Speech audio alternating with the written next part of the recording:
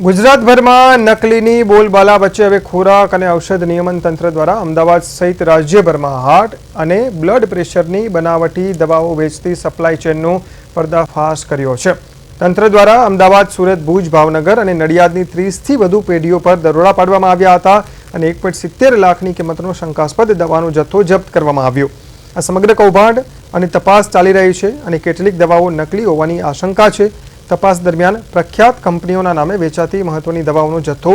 શંકાસ્પદ લાગતા પ્રતિબંધિત કરી લેબોરેટરી ટેસ્ટ માટે મોકલવામાં આવ્યો છે। ત્યારે સુરત શહેરમાં મસમોટું દવા બજાર આવેલું છે, પરંતુ જ્યાં દવા બજારના એસોસિએશન કે કોઈ દવા વેચનાર આ મુદ્દે કશું પણ બોલવા તૈયાર નથી, ત્યારે ચોક્કસથી શંકા ઉપજાવે છે કે ક્યાંક બનાવટી નકલી દવાઓનું વેચાણ તો નહીં થતું હોય અને શંકા જે રીતનો જથ્થો મળ્યો છે ત્યારે સરકાર ગંભીરતાથી લઈને લોકોના આરોગ્ય સાથે જીવના જોખમ સાથે ચેડા થતા અટકાવે તે પણ જરૂરી બન્યું છે। ગુજરાતભરમાં નકલીની બોલબાલા વચ્ચે વધુ એકવાર હવે દવાની જે રીતે શંકાસ્પદ જે રીતે પર્દાફાશ કરવામાં આવ્યો છે અને ત્યારે જે રીતના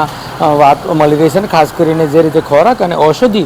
નિયમન તંત્ર એટલે કે FDCA તંત્ર દ્વારા અમદાવાદ સહિત ગુજરાતભરમાં જે હાર્ટ અને બ્લડ પ્રેશર બીપીની જે બનાવટી નકલી દવાઓ વેચતી સપ્લાય છે તેનો પર્દાફાશ કરવામાં આવ્યો છે અને તંત્ર દ્વારા અમદાવાદ હોય, સુરત હોય, ભુજ હોય, ભાવનગર અને નડિયાદ 30થી વધુ પેઢીઓ પર દરોડા પાડીને આશરે 1.70 લાખની કિંમતનો જે શંકાસ્પદ દવાનો જથ્થો છે તે જપ્ત કરવામાં આવ્યો છે અને સમગ્ર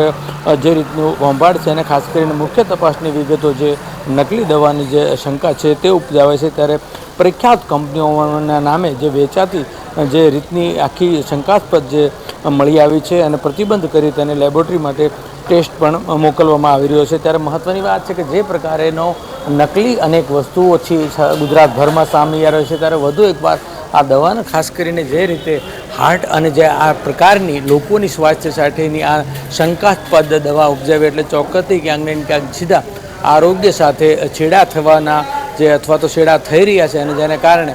લોકોમાં ગુજરાતભરના ગુજરાતીઓ માટે ચિંતામાં વધારો થયો છે। બીજી તરફ સત્તાવાર રીતે જે રીતે દવા ધારકો અને દવા સ્ટોલના જે એસોસિએશનના હોદ્દેદારો પણ આ મામલે જે પ્રકારેનો પર્દાફાશ અને જે રીતે શંકાસ્પદ દવાનો મળી આવી છે તેમાં સત્તાવાર હોદ્દેદારો પણ કશું કંઈ બોલવા તૈયાર નથી, એટલે ક્યાંક ને ક્યાંક જે રીતે જાય તો આખો વેપલો શંકાસ્પદ ભૂમિકા છે અને અત્યારે જે રીતે દવા વિક્રેતાઓ સહિત કે એસોસિએશનો ખુલીને પણ નથી બોલી રહ્યા એટલે ચોક્કસથી ક્યાંક ને ક્યાંક શંકાની સોય તે સતાવી રહી છે। ત્યારે જોવું રહ્યું કે આ નકલીની બોલબાલા વચ્ચે લોકોને ક્યારે અસલી મળશે અથવા તો લોકો જે ફક્ત પોતાનો શ્વાસ લઈ રહ્યા છે તે જ અસલી છે, કારણ કે અનેક વસ્તુઓ ડુપ્લિકેટ આવી રહી છે। ત્યારે વધુ એકવાર શંકાસ્પદની ભૂમિકાને લઈને આરોગ્ય સાથે સીધા છેડા થતા હોય તેવા દ્રશ્યો ગુજરાતભરમાં જોવા મળી રહ્યા છે। કેમેરામેન અજય કુમાર સાથે અરવિંદ રાઠોડ, પ્રદેશ 24 ગુજરાતી,